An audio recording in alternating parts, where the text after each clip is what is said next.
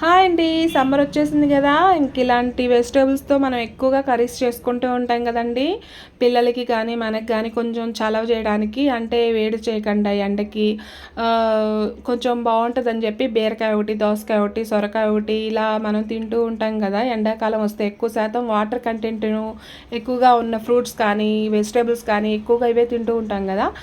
అందువల్ల అని చెప్పి ఇదిగోండి నేను చేసిన బీరకాయ కర్రీ పచ్చిపప్పు వేసి.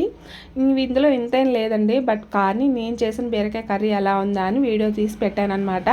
ఇంకోటి ఏంటంటే ఇది తినడం వల్ల మనకి డైజెషన్ ఎక్కువగా మంచిగా ఉంటుంది కదా ఫ్రెండ్స్, మంచి హెల్త్కి మంచిది కదా.